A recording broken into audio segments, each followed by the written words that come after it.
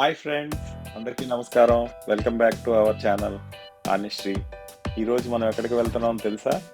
చెన్నైకి చాలా దగ్గరలో మన చరిత్రకు సాక్ష్యంగా నిలిచే మహాబలిపురం.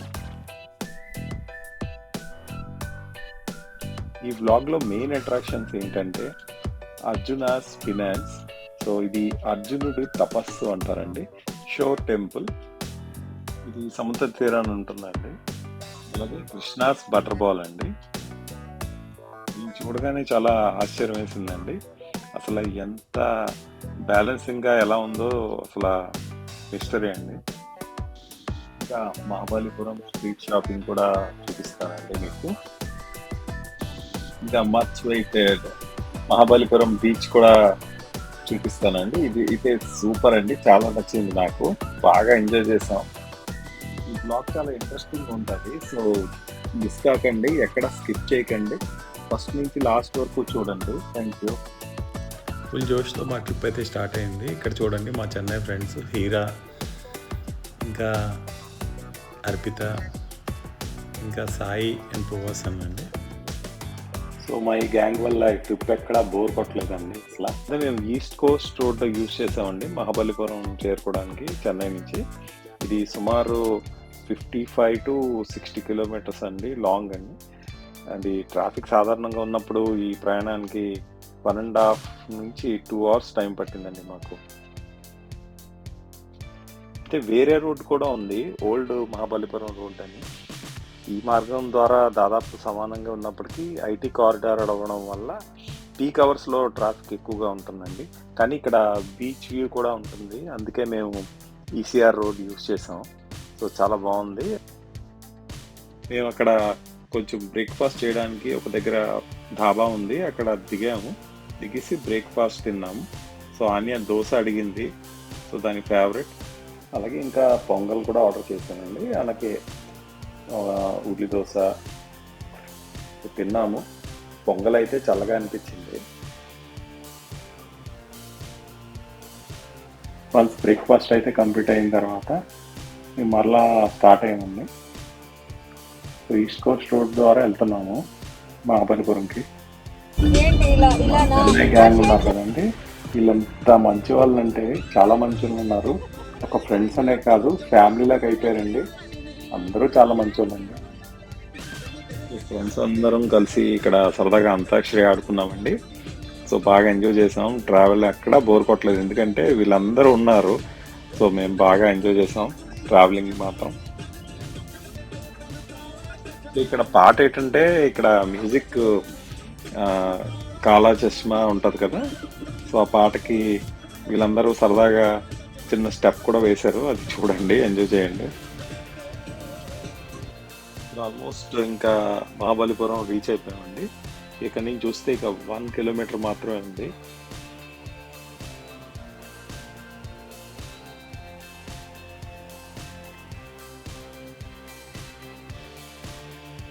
సో మనం ఇక్కడ మహాబలిపురం ఎంట్రన్స్ లోనే ఇక్కడ మనకి క్లియర్ గా మ్యాప్ ఉంటుందండి, ఎక్కడ ఎన్ని కిలోమీటర్లు ఎక్కడ ఉంటాయన్నది. సో ఆ మ్యాప్ చూసి దాన్ని బట్టి మనం ప్లాన్ వేసుకోవచ్చు. ఫ్రెండ్స్, ఇప్పుడు మనం మహాబలిపురంలోనే అత్యంత ఆశ్చర్యకరమైన చోటుకు వచ్చామండి. ఇది అర్జునుడి తపస్సు, అర్జునాస్ ఫినాన్స్. దీన్ని గంగావతారణం అని కూడా అంటారండి. మీరు ఇక్కడ చూస్తున్న ఈ భారీ శిల్పం కేవలం ఒకే ఒక పెద్ద గ్రానైట్ రాయిపై చెక్కబడిందండి. దీని గురించి 2 కథలు ప్రాచుర్యంలో ఉన్నాయండి. ఒకటి కిరాతార్జునుడి ప్రకారం పాశుపతాస్త్రం కోసం అర్జునుడు ఒంటికాలపై నిలబడి తపస్సు చేస్తున్న దృశ్యం. రెండోది భగీరథుడు గంగను భూమికి రప్పించడానికి చేస్తున్న ప్రయత్నం, అందుకే మధ్యలో ఉన్న ఆ చీలికను గంగా నదికి ప్రతిగా చెక్కారండి. నాకు ఇది చాలా అందంగా అనిపించిందండి. నెక్స్ట్ ఇక్కడ చూడండి, ఇక్కడ ఆర్కియాలజికల్ సర్వే ఆఫ్ ఇండియా ఇక్కడ డీటెయిల్డ్ ఇన్ఫర్మేషన్ అయితే ఇచ్చారు. ఇక్కడ నేను డీటెయిల్గా క్యాప్చర్ చేశానండి, చదవండి. ఇక్కడైతే దీని గురించి మొత్తం హిస్టరీ ఉంది.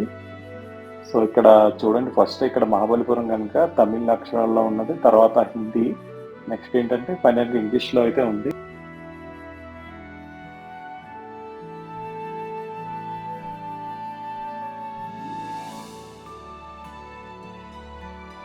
ఇక్కడ టెంపుల్ ఎంట్రన్స్కి టికెట్స్ చూడండి. ఇండియన్ సిటిజన్కి 40, అలాగే ఫారినర్స్కి 600 రూపీస్ అండి. నెక్స్ట్ మనం చూడబోతుంది కృష్ణాస్ వాటర్ ఫాల్ అండి. అయితే ఇక్కడ నేను సైట్ మ్యాప్ అయితే డీటెయిల్డ్గా క్యాప్చర్ చేశాను, మీరు కూడా చూడండి. ప్రకృతి ప్రసాదించిన అద్భుతాలు ఎన్నో ఉన్నాయండి, కానీ ఈరోజు మనం చూడబోయేది సైన్స్కి అందని ఒక పెద్ద మిస్టరీ. అదే మహాబలిపురంలోని కృష్ణుడి వెన్నముద్ద. 250 టన్స్ బరువు అండి, అలాగే 20 అడుగుల ఎత్తు ఉన్న ఈ భారీ రాయి ఒక వాలుపై పడిపోకుండా ఎలా నిలబడింది అన్న క్వశ్చన్ అండి. నిజంగా ఇది మిస్టరీ అండి. అలాగే 1200 ఏనుగులు గాలివానలు సునామీలు వచ్చినా ఇది ఇంచు కూడా కదలలేదండి. దీన్ని కదపడానికి ఎంతో మంది ప్రయత్నించారటండి. 7వ శతాబ్దంలో పల్లవరాజు నరసింహవర్మన్ 1908లో బ్రిటిష్ గవర్నర్ అక్బర్ హెవ్లాక్ 7 ఏనుగులతో లాగించిన ఇంచు కూడా కదలలేదండి. సో ఇది పెద్ద మిస్టరీ కదండి. పురాణాల ప్రకారం బాలకృష్ణుడు వెన్న దొంగలు ఇచ్చినప్పుడు ఆకాశం నుండి పడిన వెన్నముద్దే ఈ రాయి అని నమ్ముతారండి. అందుకే దీనికి ఈ పేరు వచ్చిందండి. సైన్స్ ప్రకారం ఇది ఫ్రిక్షన్ మరియు సెంటర్ ఆఫ్ గ్రావిటీ వల్ల ఆగింది అంటారు.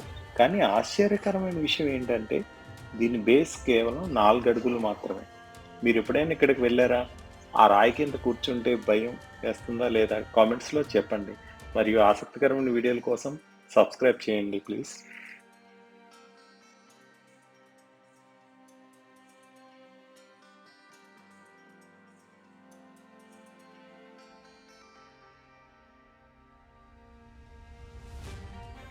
ఇక్కడ చూస్తే ఇక్కడ అన్ని హ్యాండ్ మేడ్ అండి, ఇక్కడ శిల్పాలన్నీ. నెక్స్ట్ మనం చూడబోయేది మహాబలిపురం ఫేమస్ షో టెంపుల్ అండి. దీని గురించి డీటెయిల్స్ అంతా నేను చూశానండి, డీటెయిల్స్. సో మీకు ఆ డీటెయిల్స్ అన్నీ షేర్ చేస్తాను, చూడండి. ఇక్కడ రిఫ్రెష్మెంట్స్కి ఇక్కడ డ్రింక్స్ అన్ని, వాటర్ బాటిల్స్, అలాగే ఫలూడా అన్నీ దొరుకుతున్నాయి. సో రిఫ్రెష్మెంట్ అయితే అవ్వచ్చండి ఇక్కడ బాగా.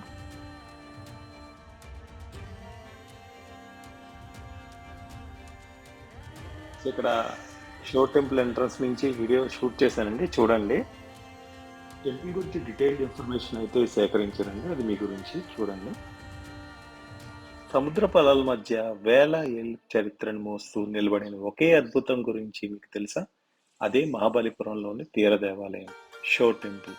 దీని వెనక ఉన్న రహస్యాలేంటో ఈరోజు వీడియోలో చూద్దామండి.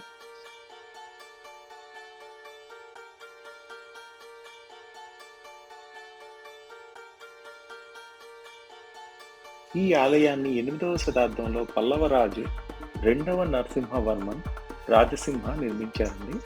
దక్షిణ భారతదేశంలో అత్యంత పురాతనమైన రాతి కట్టడాల్లో ఇది ఒకటి. ఇది యునెస్కో ప్రపంచ వారసత్వ సంపదగా గుర్తింపు పొందింది.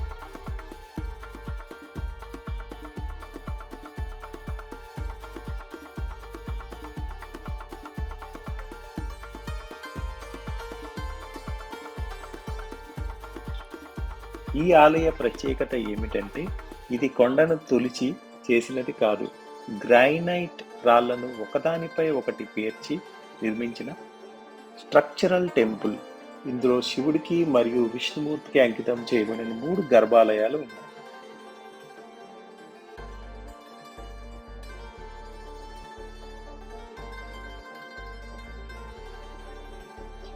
ఒకప్పుడు ఇక్కడ 7 ఆలయాలు ఉండేవని, వాటిని 7 పగోడాస్ అని పిలిచేవారని చరిత్ర చెబుతుంది. కాలక్రమేణా సముద్రం పొంగిపోవడం వల్ల మిగిలిన 6 ఆలయాలు నీటిలో కలిసిపోయాయని, కేవలం ఈ ఒకటే మిగిలిందని అంటారు. 2004 సునామీ వచ్చినప్పుడు సముద్రం వెనక్కి వెళ్ళిన సమయంలో కొన్ని అద్భుతమైన శిల్పాలు మరియు పురాతన కట్టడాలు బయటపడ్డాయి.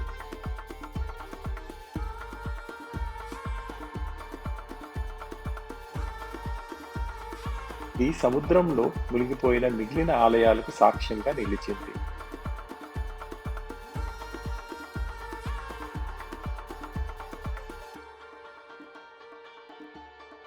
ప్రకృతి వైపరీత్యాలను సైతం ఎదుర్కొని ఏటికి చెక్కు చెదరకుండా ఉన్న ఈ ఆలయం మన పూర్వీకుల ఇంజనీరింగ్ ప్రతిభకు నిదర్శనం. మీరు ఎప్పుడైనా ఇక్కడికి వెళ్ళారా? మీ అనుభవాన్ని కామెంట్స్లో షేర్ చేయండి. అలాగే ఆనేశ్రీ ఛానల్ని ఫస్ట్ టైం విజిట్ చేసినట్టయితే సబ్స్క్రైబ్ చేయండి. లైక్ చేయండి, షేర్ చేయండి. ఈ వీడియో ఎలా ఉందో చెప్పండి. Thank you. సో వన్స్ ఇక్కడ షో టెంపుల్ విజిట్ అయిన తర్వాత నెక్స్ట్ మేము లంచ్ టైం అయింది. అరౌండ్ 1:30, 2 o'clock అయిపోయింది. సో అందరం కలిసి అలాగా లంచ్కి వెళ్ళాము. అలాగే ఇక్కడ చూడండి, ఇక్కడ పైనాపిల్ జ్యూస్ నా ఫేవరెట్. అలాగే నూడిల్స్ అయితే ఆర్డర్ పెట్టుకున్నానండి నేను. సో అవి చాలా బాగున్నాయి, ఇక్కడ వెరైటీగా ఉన్నాయి. ఆన్యాకి ఫేవరెట్ బ్రౌనీ కూడా ఆర్డర్ పెట్టాము. అలాగే ఇక్కడ ఓన్ హ్యాండ్మేడ్ షోలాపూర్ చెప్పులు ఉన్నాయండి. వాళ్ళు చాలా బాగా డిజైన్స్ ఉన్నాయి, వెరైటీ ఉన్నాయి. అలాగే ఓన్ హ్యాండ్మేడ్ ఐటమ్స్ అండి ఇక్కడ. దేవుడు బొమ్మల నుంచి అలాగే ఇక్కడ చాలా రకరకాల యూస్ఫుల్ ఐటమ్స్ అయితే ఉన్నాయి, చూస్తున్నారు కదా. చూడండి ఇక్కడ అన్ని హ్యాండ్మేడ్, అది వీళ్ళ ప్రత్యేకత అండి. ఇక్కడ అదే తెలుసుకున్నాను. చూడండి ఇక్కడ అన్ని చాలా బాగున్నాయి. నెక్స్ట్ కంప్లీట్గా స్ట్రీట్ వీడియో ఉంటుందండి, అది నేను నెక్స్ట్ అప్లోడ్ చేస్తాను. కింద ఇక్కడ ఎండ్ చేస్తున్నాను వీడియో. సో మళ్ళీ నెక్స్ట్ వీడియోతో మళ్ళీ కలుద్దామండి. Thank you.